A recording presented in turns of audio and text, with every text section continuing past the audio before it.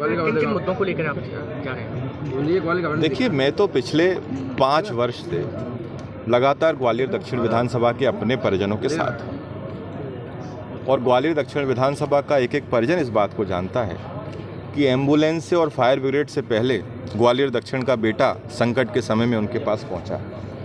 चाहे कोरोना की बात हो, जब सारे नेता अपने घरों में सो रहे थे, तब उनका बेटा रोडों पे अपने परिजनों के लिए संघर्ष कर रहा था। चाहे स्कूल की बात हो, चाहे अस्पतालों की बात हो, तमाम सारी स्थितियों में अब ऐसा हुआ है कि हमारी विधानसभा पहले से बहुत उन्नत है। और मुझे इस बात को कहने में गर्व महसूस होता है कि जिस राज्य को साक्षरता के विषय में पूरे देश में प्रथम श्रेणी में रखा जाता है, उस केरला के बच्चे भी ग्वालियर दक्षिण में आके यहाँ के स्कूलों की प्रशंसा करके गए, उनको देख कर गए। देखिए, मैं ज़िंदगी में मुकाबलों में और लड़ाई में, झगड़े में, युद्ध में, इनमें सब में विश्वास नहीं रखता।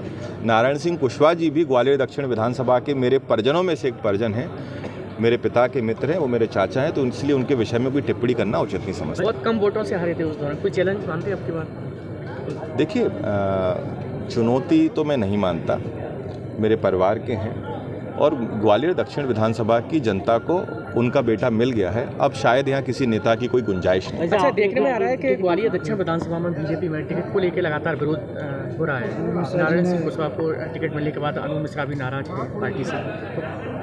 मुझे लगता था कि भारतीय जनता पार्टी इतना चिंतन मनन कर रही है, शीर्ष नेतृत्व साथ बैठ रहा है, तो शायद कोई अच्छा और बेहतर प्रत्याशी ये लोग लेके आए। मुझे इस बात की आत्मिक तौर पर तकलीफ है और दुख भी है कि जिस प्रकार का प्रत्याशी उन्होंने अपने दल से उतारा है, 15 साल उन्होंने क्या कार्य किया ये पूरा ग्वालियर शहर जानता है।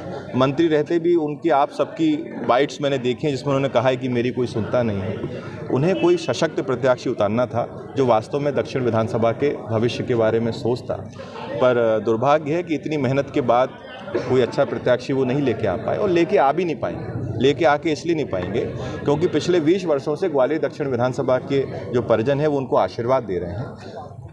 भारतीय जनता पार्टी के प्रत्याशी और नेता तो हमेशा जीतते रहे, पर ग्वालियर दक्षिण विधानसभा की जनता पिछले 20 सालों से हारती रही। वैसे आपने भाजपा पर प्रशासनिक मशीनरी के दुरुपयोग का आरोप लगाया। नारायण सिंह का कहना है कि अगर भाजपा प्रशासनिक मशीनरी का दुरुपयोग ही कर रही थी तो 18 में आप कैसे जीते?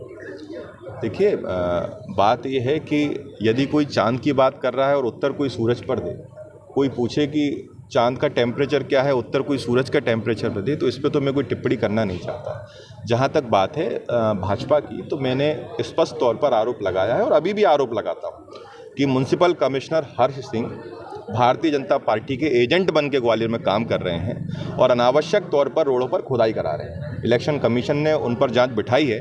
यदि वास्तव में ही वो निष्पक्ष थे और सत्य के साथ खड़े थे, तो फिर क्या आवश्यकता थी इस आदेश को निकालने की कि 25 तक ग्वालियर दक्षिण विधानसभा की सारी रोडें बना दी जाएंगी? क्यों इस प्रकार का रवैया उनका कांग्रेस पार्टी के विधायकों के साथ है? किसी भी प्रशासनिक अधिकारी को इस प्रकार का स्वभाव, व्यवहार और कार्यशैली शोभा नहीं देती है। मेरी आपके नाते उनको सलाह है कि ये गणेश परिक्रमा बंद करें, नेताओं के चक्कर लगाना बंद करें। ईश्वर की कृपा से, उनके पूर्वजों के आशीर्वाद से उनको देश की सर्वोच्च सेवा में एक प्रतिनिधि के तौर पर मौका मिला है और वो अच्छे तरीके से जनता की सेवा करें, किसी पार्टी के दलाल बन के काम ना करें। ठीक।